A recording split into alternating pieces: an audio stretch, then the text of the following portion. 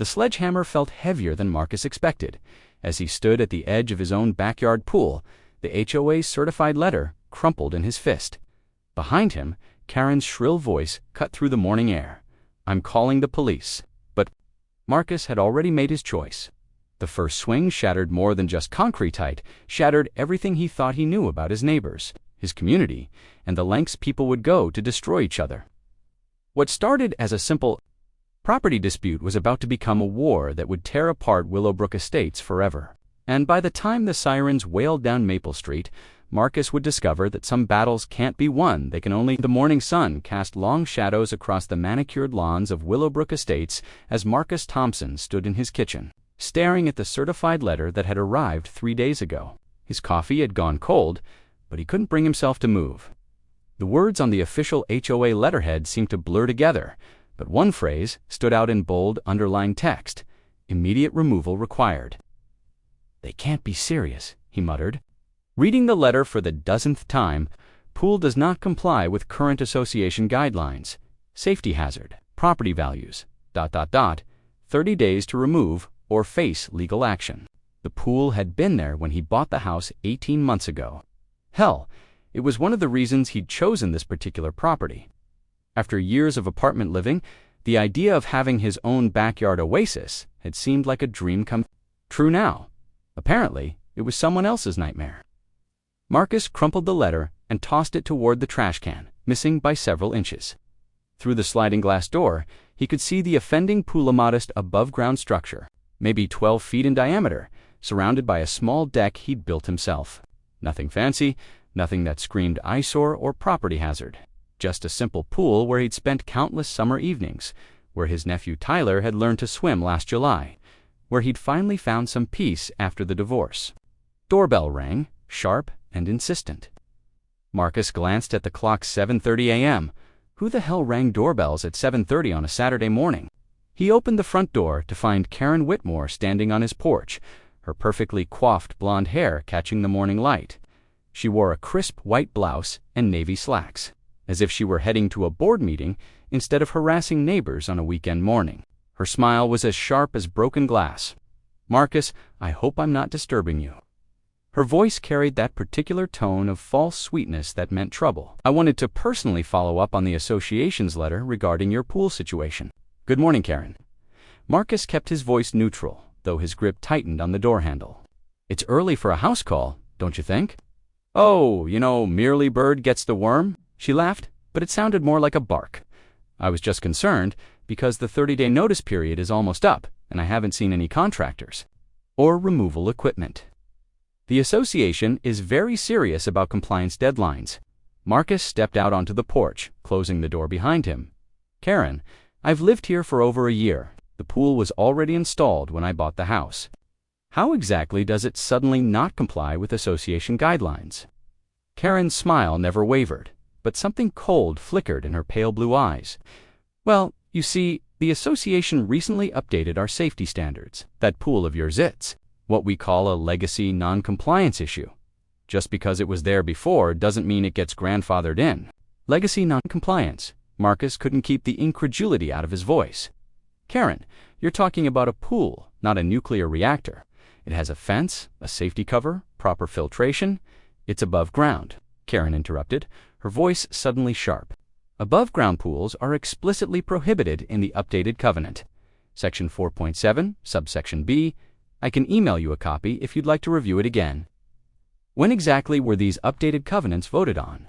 Because I don't remember getting a ballot." Karen's smile widened. "Emergency safety provisions can be enacted by the HOA board without a full community vote. It's all perfectly legal, I assure you." Marcus stared at her, understanding beginning to dawn. "This is about the barbecue, isn't it?" "I'm sure I don't know what you mean. The barbecue." 3 weeks ago, when you complained about the music being too loud at 8 p.m. on a Friday night, and I told you to mind your own business, Karen's mask slipped for just a moment, revealing something ugly underneath. "This has nothing to do with your incredibly rude behavior, Marcus. This is about community standards and property values. That pool is an eyesore, and frankly, it's bringing down the entire neighborhood, an eyesore." Marcus's voice rose. "Karen, Half the houses in this development have pools. The Johnsons have an Olympic-sized in-ground pool. The Patels have a hot tub that could fit a small army. But somehow my modest little pool is the problem. Those are professionally installed, properly permitted, aesthetically appropriate pools," Karen snapped, her composure cracking. "Your ... structure ... looks like something from a trailer park." The words hung in the air between them like a slap. Marcus felt his face flush with anger, but he forced himself to stay calm. "I think this conversation is over, Karen. The pool needs to be gone by Monday. Marcus, that's 3 days. If it's not removed by then, the association will have no choice but to involve our legal team." "Good luck with that." Marcus turned to go back inside. "Oh, and Marcus," Karen's voice stopped him at the door, "I do hope you'll reconsider. Legal battles can be so expensive and time-consuming. It would be such a shame if this affected your ability to refinance that mortgage." "Of yours?" Marcus turned back slowly. "What did you just say?" Karen's smile was pure venom now. "I'm just saying that HOA legal disputes have a way of showing up on credit reports, and property liens can be so inconvenient when you're trying to get financing. But I'm sure a smart man like you already knows that." The threat was clear, and Marcus felt something cold settle in his stomach. He'd been struggling financially since the divorce, and Karen somehow knew it. The bitch had done her homework. "Have a lovely day, Marcus," Karen said, turning to walk away. "Enjoy your weekend." Marcus watched her stride across his lawn, her heels clicking against the concrete walkway. At the sidewalk, she paused and pulled out her phone, making a call. As she walked toward her own house 3 doors down. Even from this distance, he could see her gesturing animatedly, probably calling other board members to discuss their victory. Inside, Marcus poured himself a fresh cup of coffee and sat at his kitchen table, staring out at the pool.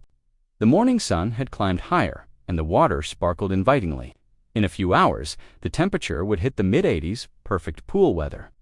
Tyler was supposed to come over tomorrow for their weekly swim and grill session. How was he supposed to explain to a 10-year-old that his favorite uncle's pool had to be destroyed because of neighborhood politics? Marcus pulled out his phone and scrolled through his contacts until he found his lawyer's number. Dave Chen had handled his divorce, and while that had been a disaster, at least Dave was competent. "Dave, it's Marcus Thompson. I need some advice." "About HOA law." "Marcus, hey, it's Saturday morning, man. Is this an emergency?" "It might be." "How legally binding are HOA covenants? Can they just change the rules and force me to remove something that was already on my property when I bought it?" There was a pause. "This is about property modifications. Marcus, HOA law is incredibly complex, and it varies by state. Generally speaking, associations do have broad powers to enforce covenants, even retroactively in some cases." "What kind of modification are we talking about?" "A pool. Above-ground pool that was already installed when I bought the house, and they want you to remove it by Monday, or they're threatening legal action." Dave sighed. "Marcus, I'm going to be straight with you. Fighting an HOA is expensive and time-consuming, and they usually win. Even if you're in the right, they have deeper pockets and more motivation to fight than individual homeowners do. Have you considered just removing the pool?" "Dave, I can't afford to remove it." "Do you know what it costs to have a pool professionally removed? And I sure as hell can't afford to fight them in court for 2 years. Then you're in a tough spot. Look, let me do some research and get back to you Monday. But Marcus, if you're really financially strapped, you might want to consider compliance. HOA liens can foreclose on your house." Marcus hung up and sat in silence for several minutes. Through the window, he could see his elderly neighbor, Mrs. Patterson, working in her garden. She'd been nothing but kind to him since he'd moved in, always bringing over extra vegetables from her garden and asking about his nephew. But she was also on the HOA board. An idea began to form. Marcus walked over to Mrs. Patterson's yard, where she was deadheading roses in a wide-brimmed hat that made her look like she was heading to a Kentucky Derby party. "Good morning, Mrs. Patterson." She looked up with a genuine smile. "Oh, Marcus, good morning, dear. Isn't it a beautiful day?" "It is, Mrs. Patterson. I was wondering if I could ask you about the HOA board meeting where the pool regulations were updated." Her face immediately grew troubled. "Oh, that. Yes, that was. Well, it was quite contentious, I'm afraid." "Contentious ho." Marcus discovered it when he stepped outside to retrieve his newspaper ritual he'd maintained, despite getting most of his news online. The morning air was crisp, promising another beautiful autumn day, but something felt wrong. It took him a moment to realize what it was. His car was sitting lower than usual. "Son of a bitch," he muttered, walking around his Honda Civic. All 4 tires had been slashed, long deliberate cuts that had let the air seep out slowly during the night. Professional work designed to cause maximum inconvenience without being obvious vandalism. Marcus pulled out his phone and took pictures from every angle. He turned to find Karen standing at the edge of his driveway, walking her small white terrier. She was dressed in a jogging outfit that probably cost more than Marcus made in a week, her makeup perfect despite the early hour. "Just some vandalism," Marcus said evenly. "You wouldn't know anything about that, would you, Karen?" Her smile was pure innocence. Vandalism? Oh my, that's terrible. "This used to be such a safe neighborhood. I do hope you reported it to the police." "Good, though I have to say, Marcus, you really should be more careful about the enemies you make. Some people don't handle conflict as maturely as others." The threat was clear, but Marcus knew better than to react. "I'll keep that in mind." Karen's phone buzzed, and she glanced at it with satisfaction. "Oh, I have to run. HOA emergency board meeting this morning. We're discussing some recent ... developments in the neighborhood. Have a wonderful day." She walked away, her dog trotting obediently beside her. Marcus watched her go, anger burning in his chest. Karen was moving fast to consolidate her position before Mrs. Patterson could organize any opposition. Marcus called the police first, then his insurance company, then his boss, to explain why he'd be late for work. By the time the responding officer arrived, Marcus had documented everything and was ready with his suspicions. Officer Janet Mills was a professional woman in her 40s who listened carefully to Marcus's account. She examined the tire damage with experienced eyes and made detailed notes. "Any idea who might have done this, Mr. Thompson?" Marcus hesitated. Accusing Karen directly would sound paranoid, and he had no proof. "They want me to remove my pool. I'm refusing." The HOA president made some veiled threats yesterday about the consequences of not cooperating. Not directly, but she mentioned that some people don't handle conflict maturely, and then my tires get slashed 12 hours later? Could be a coincidence. Could be. But I've seen this kind of thing before. Neighborhood disputes can get ugly fast. She handed him a card. "File a report online, keep documenting everything, and call us if there are any more incidents. Sometimes having a paper trail helps if things escalate." After Officer Mills left, Marcus called his neighbor, Jim Rodriguez. "Jesus, man, they slashed your tires? All for a professional job, too. That's escalation." Marcus: "Karen's playing for keeps now." "Yeah, well, so am I. Listen, can you give me a ride to work? I need to get these tires replaced, but I can't miss another day, of course." But Marcus ... Maybe you should consider backing down. If they're willing to do this over a pool, that's exactly why I can't back down. Marcus interrupted. Jim was quiet for a moment. "You really think this is about more than just you?" "I know it is. She's been systematically driving people out of this neighborhood. Jim, you said so yourself. Someone has to draw a line." That afternoon, Marcus spent his lunch break at Big Jim's tire center, watching for new tires get mounted on his car and trying not to think about the $400 he'd just put on his already maxed-out credit card. His phone buzzed constantly with texts from neighbors who'd heard about the emergency board meeting. The messages painted a clear picture. Karen had called the meeting to discuss escalating security concerns. In the neighborhood, she'd presented Marcus's refusal to comply with HOA regulations as evidence of a broader pattern of disrespect for community standards. The board had voted to authorize immediate legal action and to implement additional security measures, including increased patrols and surveillance. The last text came from Mrs. Patterson.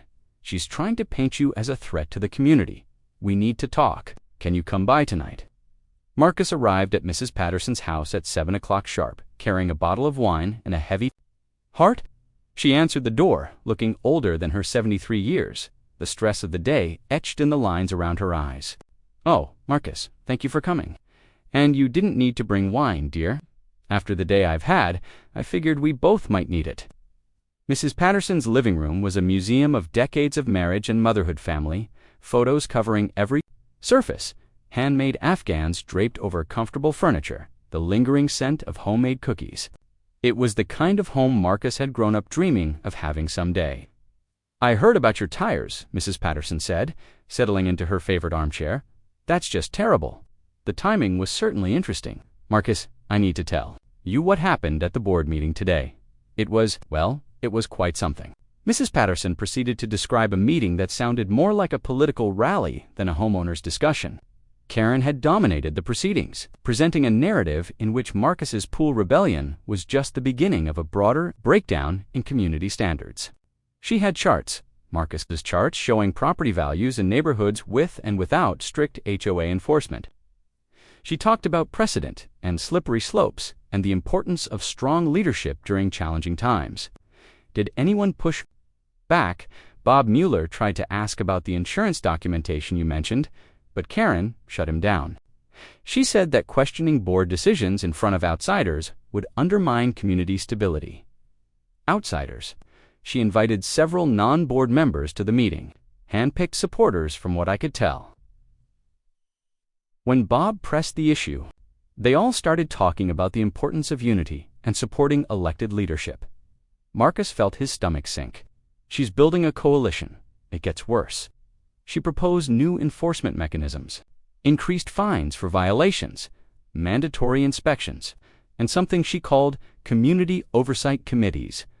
What the hell is a community oversight committee? Neighbors reporting on neighbors, essentially. She wants to formalize a system where residents can report suspected violations anonymously. Marcus stared out Mrs. Patterson's front window at the neat rows of houses that made up Willowbrook Estates. 6 months ago, this had seemed like a peaceful suburban paradise.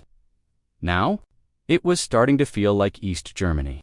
"Mrs. Patterson, how many people on that board actually support Karen's agenda?" "That's the Portland here. It's not really about support anymore. It's about fear. Bob and Janet Foster are decent people, but they're afraid of crossing Karen. She has a way of making life very difficult for people who oppose her." "What about you?" Mrs. Patterson sighed. "I'm an old woman, Marcus. I've lived in this house for 42 years. I've buried my husband, raised 3 children, and survived cancer twice. Karen Whitmore doesn't scare me. But I'm only 1 vote out of 7, so what do? We fight back. Karen's strength comes from operating in the shadows, controlling information, and intimidating people one at a time. We need to drag everything into the light." Mrs. Patterson got up and retrieved a manila folder from a desk in the corner. "I've been doing some research of my own. Did you know that HOA board meetings are supposed to be open to all residents? And that meeting minutes are supposed to be available for review within 30 days. I didn't know that. Neither do most people. Karen has been holding closed meetings and never distributing minutes. Technically, every decision they've made in the past year could be invalid." Marcus felt a spark of hope. That's grounds for a legal challenge. It is, but more importantly, it's grounds for demanding a complete revote on the pool regulation, in public, with proper notice, and with full documentation. Do you think you can get the other board members to go along with that? If we present it right, yes. Bob and Janet are rule followers at heart. If we can convince them that proper procedures weren't followed, they'll insist on doing things correctly. Marcus leaned back in his chair, feeling hope for the first time. "In days, what do you need from me? I need you to document everything. Every conversation with Karen, every threat, every irregularity. And I need you to start talking to your neighbors. Not confrontationally, just ... informatively. Let people know what's really going on. Karen won't just sit back and let us organize against her." Mrs. Patterson's smile was grim. "No, she won't, which is why we need to move fast. I'm calling for a special board meeting this weekend. Full transparency, proper notice, open to all. Residents will demand a revote on the pool regulation and a full review of recent board actions." Saturday arrived with the kind of crisp autumn weather that made suburbia look like a Norman Rockwell painting. Marcus stood at his kitchen window, watching neighbors stream toward the community center, and tried to ignore the knot of anxiety. In his stomach, some walked with purpose, others seemed reluctant. But they were coming, more people than he'd ever seen at an HOA meeting. Sarah Chen had arrived early, her camera bag slung over her shoulder and a digital recorder in her hand. She dressed professionally, but not formally approachable journalist, rather than threatening outsider. "You ready for this?" she asked as they walked toward the community center. "As ready as I'll ever be." The Willowbrook Estates Community Center was a modest building that served multiple functions: meeting space, party venue, storm shelter. Today it felt like a courthouse where Marcus's fate would be decided. Cars filled the parking lot and lined the street beyond. Marcus counted at least 60 vehicles, representing maybe 100 residents. "That's a good turnout," Sarah observed. Karen can't control the narrative with this many witnesses. They entered through the main doors to find the meeting room packed beyond capacity. Folding chairs had been arranged in neat rows facing a long table where the 7-member HOA board would sit. Every seat was taken, with more people standing. Along the walls and clustering near the entrance, the mood was electric with tension and curiosity. Marcus recognized most of the faces neighbors he'd waved to in passing. People he'd chatted with at the mailbox, families whose kids had played in his pool, but there were also unfamiliar faces. People who seemed too well-dressed and alert to be casual attendees. Mrs. Patterson approached from the front of the room, her face grim. "Marcus, I'm afraid we have a problem." "What kind of problem?" "Karen has packed the meeting with outsiders. I count at least 20 people I don't recognize, and they all arrived together in rental cars." Marcus felt his heart sink. Professional support. That would be my guess. And there's something else: she's brought her own attorney. Not Robert Finch, someone new. A woman who looks like she eats nails for breakfast. As if summoned by their conversation, Karen Whitmore entered through the side door, commanding attention like a general arriving at her battlefield. She wore a sharp navy suit and carried herself with the confidence of someone who'd already won. Behind her walked a tall woman with silver hair and the predatory smile of a hyperist lawyer. Karen surveyed the packed room with satisfaction, her gaze lingering on Marcus just long enough to let him know this was personal. Then she took her seat at the head of the board table and called the meeting to order. "Ladies and gentlemen, thank you for attending this special board meeting. I know many of you have concerns about recent events in our community, and the board is committed to addressing those concerns with transparency and accountability." The words sounded reasonable, but Marcus caught the subtle emphasis on accountability. Karen was positioning this as his judgment day. "Before we begin," Karen continued, "I'd like to introduce our legal counsel, Rebecca Morrison from Morrison Keller and Associates. Given the serious nature of today's discussions, we felt it was important to have expert guidance on HOA law and resident obligations." Rebecca Morrison stood and nodded to the crowd. She had the kind of face that suggested she'd spent decades convincing judges and juries to see things her way. "Now then," Karen said, "this meeting was called to address questions about recent board decisions, specifically regarding community safety standards and pool regulations. However, before we discuss policy matters, the board feels it's important to address some troubling developments that have come to our attention." Marcus felt Sarah tense beside him. "This wasn't going according to plan. It has come to our attention," Karen continued, "that certain residents have been making false and defamatory statements about board members and HOA policies. These statements have been shared not only within our community, but also with outside parties, including members of the media." She looked directly at Sarah Chen. "Furthermore, we've learned that some residents have been working with journalists to spread misinformation about our community and its leadership. This kind of behavior is not only divisive, but potentially illegal." A murmur ran through the crowd. Several people turned to look at Sarah, who kept her expression carefully neutral. "The board has also become aware," Karen said, her voice rising slightly, "of an organized campaign to undermine community standards and circumvent properly established regulations. This campaign appears to be led by residents who believe they are above the rules that govern our community." Now she was looking at Marcus.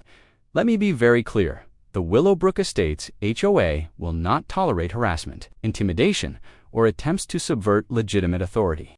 We have a responsibility to maintain property values and community standards, and we will use every legal means at our disposal to fulfill that responsibility." Mrs. Patterson stood up from her seat at the board table. "Excuse me, Karen, but this isn't what we discussed. This meeting was called to review documentation regarding the pool regulation vote. Eleanor, please sit down. The board has decided to address these more pressing concerns first. The board decided when we haven't had any discussions about the executive committee, met this morning and determined that community security issues take precedence over procedural questions. Marcus felt the trap closing around him. Karen had outmaneuvered them before they'd even gotten started. "What executive committee?" Mrs. Patterson demanded. "There's no provision in our bylaws for an executive committee." Rebecca Morrison stood smoothly. "Mrs. Patterson, HOA boards have broad discretionary powers to establish necessary committees and procedures. I'd be happy to provide you with the relevant case law, but we haven't voted on Eleanor," Karen said sharply. "You're out of order. Please sit down or we'll have you removed from the meeting." The threat hung in the air like smoke from a house fire. Mrs. Patterson looked around the table at her fellow board members, but none of them met her eyes. She sat down slowly, her face flushed with anger and humiliation. "Now then," Karen continued, "I'd like to call Mr. Marcus Thompson to address the board." Marcus felt every eye in the room turn toward him. This wasn't a discussion or a hearing, it was a trial, and he was the defendant. "Mr. Thompson, please step forward." Marcus stood and walked to the front of the room, acutely aware of the whispered conversations behind him. Karen watched him approach with the satisfied expression of a cat that had cornered a mouse. "Mr. Thompson, you've been in violation of HOA regulations for over a week now. Despite repeated requests for compliance, you've refused to remove the non-conforming structure on your property. Is that correct? The pool was there when I bought the house. It was properly maintained and didn't violate any regulations at the time of purchase. But it violates current regulations, doesn't it? Regulations that were passed based on false information?" A murmur ran through the crowd. Karen's smile didn't waver. "False information. That's a serious accusation. Mr. Thompson, do you have evidence to support that claim?" This was his moment. Marcus had rehearsed this part with Sarah Demond, that Karen produce the insurance studies. Expose her lies in front of the entire community. "I've researched the insurance liability studies you cited to justify the regulation change. I contacted every major insurance company that covers HOAs in this state. None of them have issued guidance about above-ground pools being liability risks. Mr. Thompson, are you calling me a liar?" The question was delivered with perfect theatrical timing. Karen managed to sound both wounded and outraged, as if Marcus had committed an unconscionable breach of civility. "I'm asking you to produce the studies you cited. Show this community the documentation you used to justify changing the rules." Karen turned to Rebecca Morrison, who opened a thick folder and pulled out several official-looking documents. "Mr. Thompson, these are the insurance industry reports Mrs. Whitmore referenced in her presentation to the board. They clearly indicate increased liability exposure associated with above-ground pool installations in HOA communities." Rebecca handed the documents to Karen, who held them up for the crowd to see. "These reports are proprietary industry documents provided to us by our insurance carrier. They contain sensitive competitive information that cannot be publicly distributed, but they clearly support the board's decision." Marcus felt the ground shifting beneath his feet. The documents looked official, complete with letterheads and professional formatting. If they were forgeries, they were damn good ones. "I'd like to examine those documents," Marcus said. "I'm afraid that's not possible," Rebecca Morrison replied smoothly. "Insurance industry reports contain proprietary methodologies and competitive information. Distributing them publicly would violate confidentiality agreements. Then how can this community verify that they're legitimate?" Karen's expression turned pitying. "Mr. Thompson, are you suggesting that the board would fabricate insurance documents? That's not only insulting, it's potentially defamatory." The trap was complete. Marcus had walked into a carefully prepared ambush. Karen had anticipated his strategy and prepared countermeasures that made him look paranoid and accusatory. "Furthermore," Karen continued, "the board has become aware of the first sign that Karen had escalated to total warfare came at 3 a.m. Sunday morning. Marcus woke to the sound of sirens and the acrid smell of smoke. He stumbled to his bedroom window and saw flames dancing in his backyard, orange light reflecting off his house's siding. His pool shed was engulfed in fire. He threw on clothes and raced outside, where 3 fire trucks were already dousing the blaze. The shed, which had contained his pool equipment, lawn tools, and Tyler's pool toys, was a total loss. But the The fire department had arrived quickly enough to prevent the flames from spreading to his house or the neighboring properties.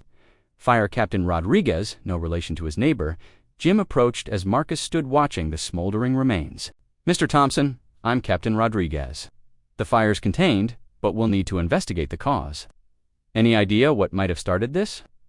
Marcus looked at the charred wreckage, where Tyler's inflatable flamingo had melted into unrecognizable plastic. "Someone's been harassing me." This wasn't an accident. What kind of harassment? HOA dispute that's gotten out of hand. Vandalism, threats, intimidation. This is just the latest escalation. Captain Rodriguez made notes on his clipboard. "We'll have an arson investigator out here this morning. In the meantime, the area's a crime scene. Don't disturb anything." As the fire trucks departed, Marcus noticed lights on in houses throughout the neighborhood. People stood on their porches and at their windows, watching the drama unfold. Some looked concerned, others merely curious. But at 425 Maple Street, Karen's rental property, the lights remained off, the windows dark. Marcus called the police, then his insurance company, then sat on his front steps and waited for dawn. The smell of smoke clung to everything, an acrid reminder that Karen Whitmore was no longer content with legal harassment. She was willing to commit felonies. At 7 a.m., Detective Lisa Santos arrived with the arson investigator. Santos was a compact woman with sharp eyes and the no-nonsense demeanor of someone who'd seen every variety of human stupidity. "Mr. Thompson, I understand you've been having some neighbor disputes?" Marcus walked her through the entire timeline: the pool controversy, the HOA harassment, yesterday's chaotic meeting, and the escalating pattern of vandalism. Detective Santos listened without interruption, occasionally making notes. The arson investigator found evidence of an accelerant, she said when Marcus finished. "This was definitely intentional. The question is who did it and whether we can prove it. Any security cameras in the area that might have caught something?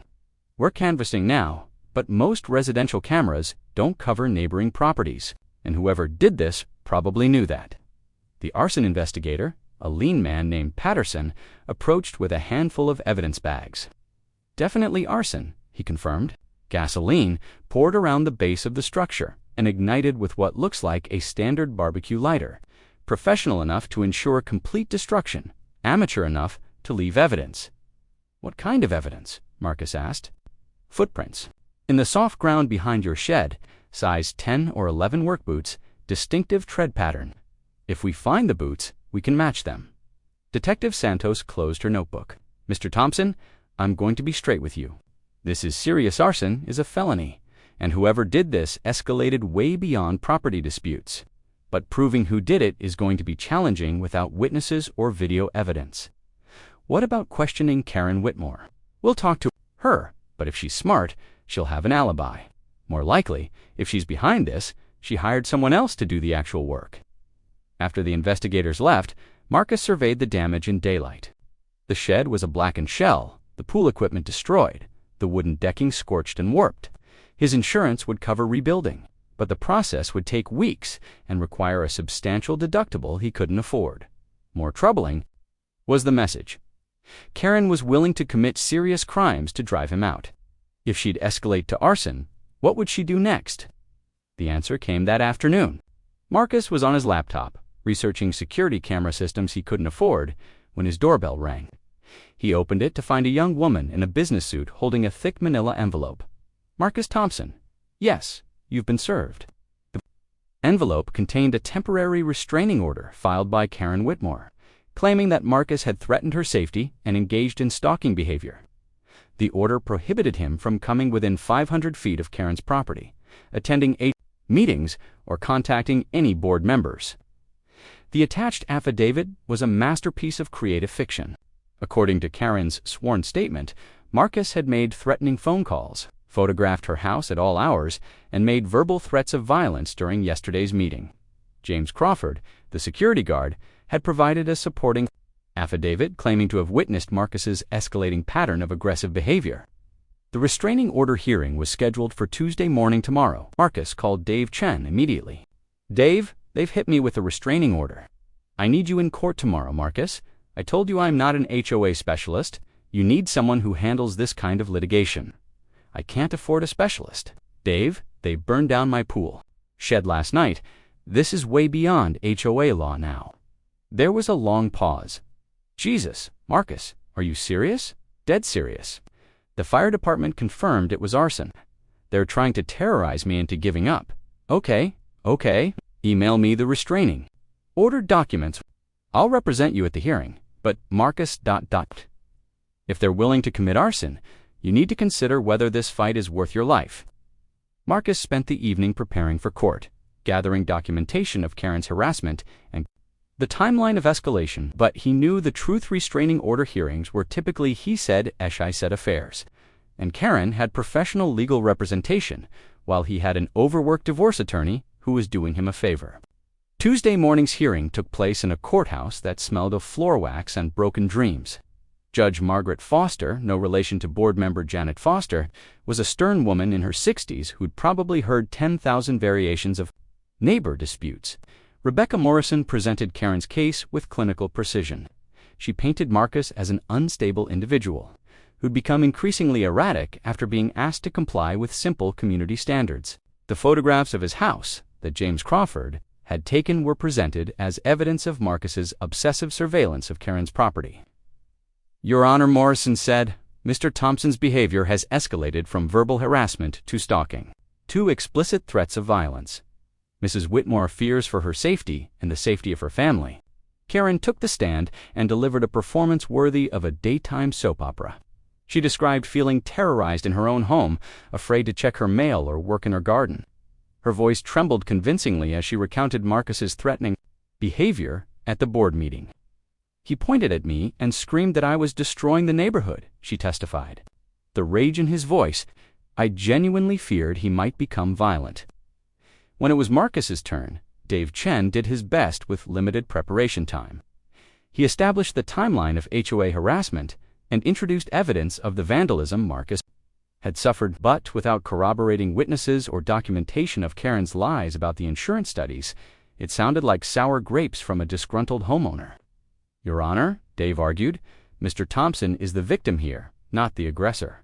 His property has been vandalized repeatedly, culminating in an arson attack just days ago. This restraining order is simply another tool of harassment designed to silence him. Judge Foster listened impassively, occasionally asking clarifying questions.